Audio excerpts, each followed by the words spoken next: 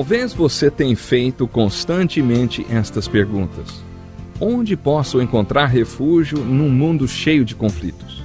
Ou, como e onde posso encontrar força para vencer nesse mundo que oferece tantas derrotas?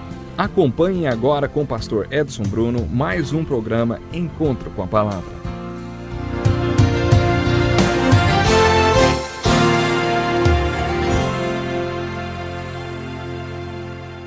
Que bom mais uma vez podermos estar juntos através do programa Encontro com a Palavra. Mais uma vez é hora de você pegar a sua Bíblia. Abra no capítulo 21 do livro de 1 Reis para acompanhar comigo o estudo das características de um profeta verdadeiro. No final do nosso último encontro, estudávamos o livro de 1 Reis, capítulo 22, onde lemos que 850 falsos profetas profetizaram que os reis de Israel e de Judá poderiam sair para lutar contra os sírios. Quando o rei de Judá questionou se havia ou não um profeta verdadeiro para também ser consultado, Acabe, o rei ímpio de Israel, mesmo relutante, mandou chamar o profeta quem ele odiava, porque nunca profetizava nada de bom. O nome desse profeta era Micaías, e ele foi alertado pelo mensageiro que foi buscá-lo que seria melhor concordar com os outros profetas. Quando Micaías foi trazido diante dos reis no palácio cheio de pompa e esplendor, Acabe disse: "Muito bem, Micaías.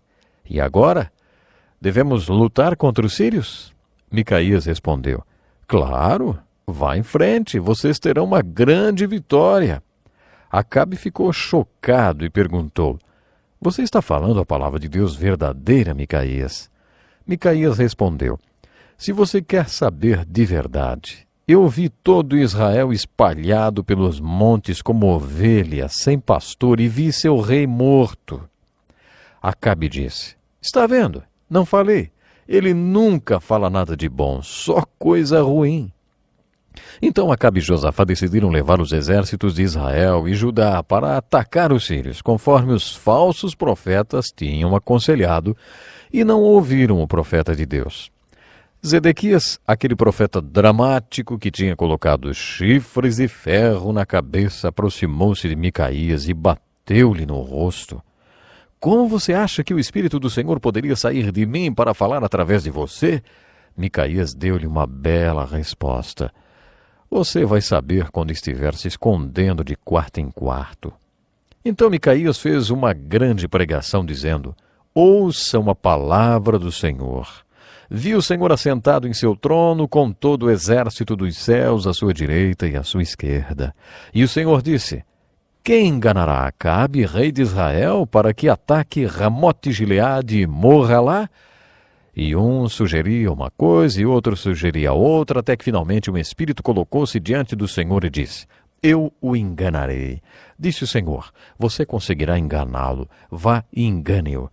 Dá para entender porque Zedequias bateu na cara de Micaías.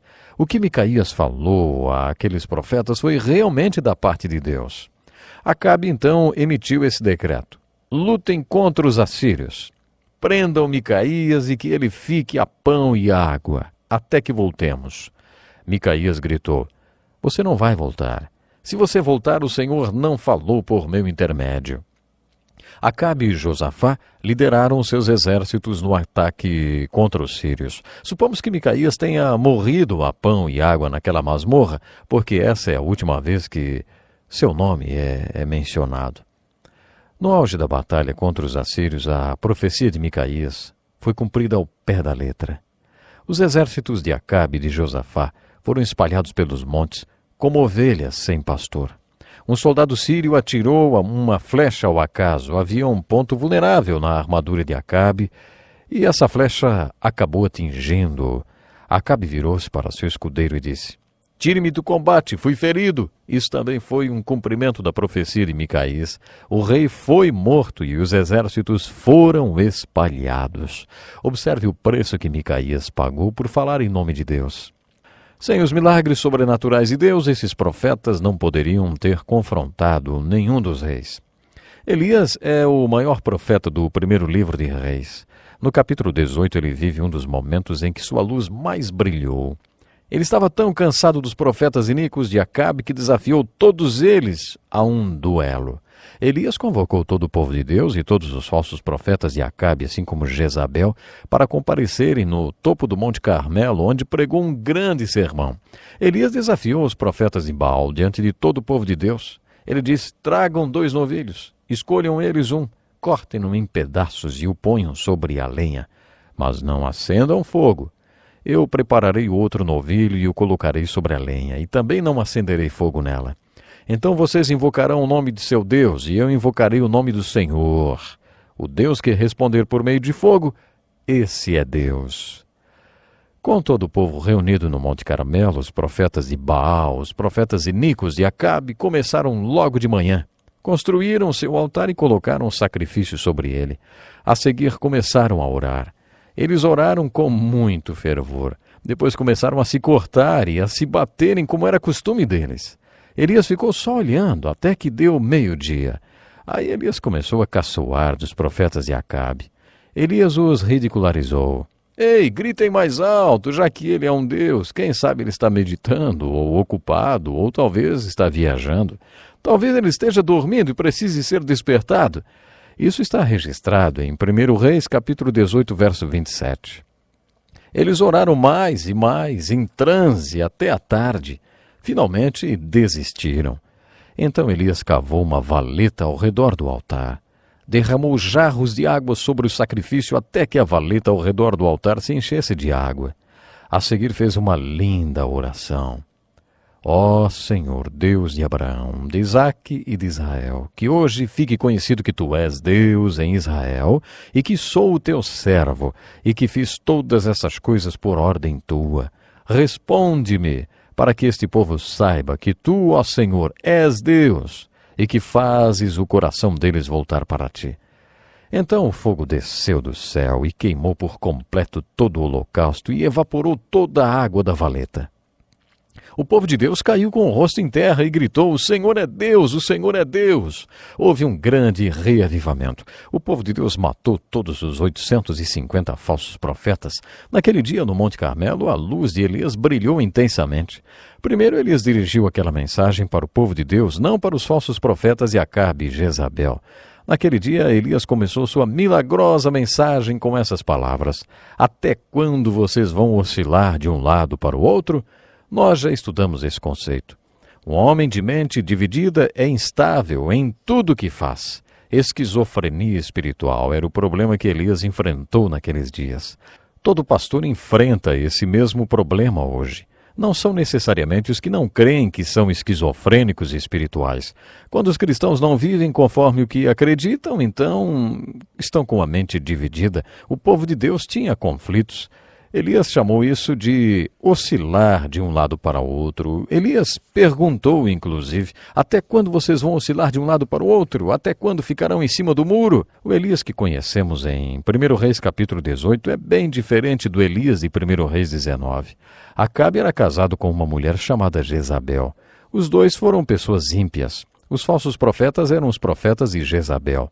Um dia depois da morte de todos os profetas, Jezabel mandou uma mensagem para Elias dizendo: quero que os deuses me castiguem com todo rigor se amanhã, a esta hora, eu não fizer com a sua vida o que você fez com a deles. Quando Elias leu a mensagem, fugiu para o deserto e, exausto, sentou-se debaixo de uma árvore chamada junípero. Ele orou pedindo a morte. Elias estava totalmente desolado e desanimado. Dá para imaginar? No capítulo 18, Elias teve uma vitória grandiosa. Mas no capítulo 19, encontramos Elias debaixo de uma árvore pedindo para morrer. Parece que esse comportamento era um padrão entre os profetas e alguns outros personagens da Bíblia. Muitas vezes, depois de Deus usá-los de maneira poderosa, eles parecem sucumbir. É como se Deus dissesse: olha, foi o meu poder que operou através desse homem. Paulo dá a seguinte explicação: temos esse tesouro em vaso de barro para mostrar que esse poder que a tudo excede provém de Deus e não de nós. Os problemas descritos por Elias em 1 Reis 19 demonstravam que ele passava por um esgotamento espiritual. É esse o nome que damos hoje. Um bom título para esse capítulo seria A Solução para um Esgotamento Nervoso.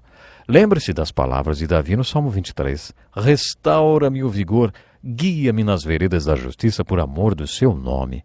Como Davi, Elias precisava que sua alma fosse restaurada. Sempre que Deus lida com um de seus grandes homens com esgotamento, Ele dá a eles um plano que os tira dessa condição. Um exemplo disso foi quando Deus encontrou Elias debaixo da árvore e disse: "Vá dormir, Elias." Deus colocou Elias para dormir um sono profundo e sobrenatural. Deus providenciou comida para ele. Ele o acordou e disse: "Elias, coma alguma coisa." Elias comeu. A seguir Deus disse: "Volte a dormir, Elias." Depois que Elias acordou pela segunda vez, fortalecido por aquela comida sobrenatural, ele caminhou 40 dias. Elias tinha negligenciado a manutenção do templo. Você se lembra que eu já contei que quando eu estava correndo ou descansando, os meus filhos diziam para aqueles que me ligavam: o pastor está fazendo a manutenção do templo, o que significava que eu estava cuidando do meu corpo, que é o templo de Deus.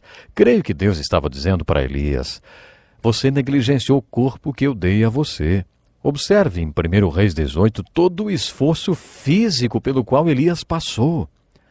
Observem isso. Ele cavou aquela valeta ao redor do altar. Depois ele correu mais ou menos 27 quilômetros na frente da carruagem de Acabe. 27 quilômetros. Isso é quase uma maratona. Não é de se espantar que ele estivesse fisicamente exausto? Os caminhos de justiça que restauraram a alma de Elias foram práticos. Deus disse: "Olha, você é um ser físico. Precisa dormir e comer." Dizemos que Jesus satisfaz todas as nossas necessidades, mas isso não significa que não tenhamos que comer e dormir. Mais de uma vez já percebi que se alguém dorme apenas 4 horas por noite, durante 6 meses, começa a ficar meio maluco. Os amigos começam a falar para tirar umas férias e a pessoa começa a fazer coisas esquisitas. Não podemos negligenciar o nosso templo. Essa é uma das lições práticas que nós aprendemos com Elias em 1 Reis 19. Eu amo a história de Elias. Deus aproxima-se dele no meio de seu esgotamento e faz uma pergunta muito bonita. Em Gênesis 3, a pergunta de Deus foi: "Onde está você?" Em 1 Reis 19, a primeira coisa que Deus perguntou foi: "O que você está fazendo aqui, Elias?" Deus já fez essa pergunta para você?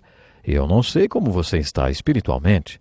Pode ser que através dessa história de Elias, Deus esteja perguntando a você: o que você está fazendo aqui?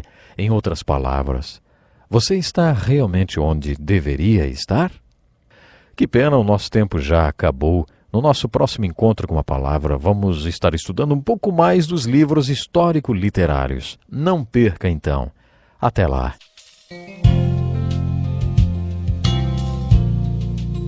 Que lição importantíssima. Obrigado, pastor Edson Bruno. Prezado ouvinte, coloque em prática o que você ouviu aqui. Sem dúvida, sua vida será grandemente abençoada. Este é um estudo escrito pelo Dr. Dick Woodward, na voz do pastor Edson Bruno. Escreva-nos e solicite o material. Nosso endereço é Encontro com a Palavra, Caixa Postal 2011, CEP 89201-970, Joinville, Santa Catarina. Até o nosso próximo encontro com a Palavra.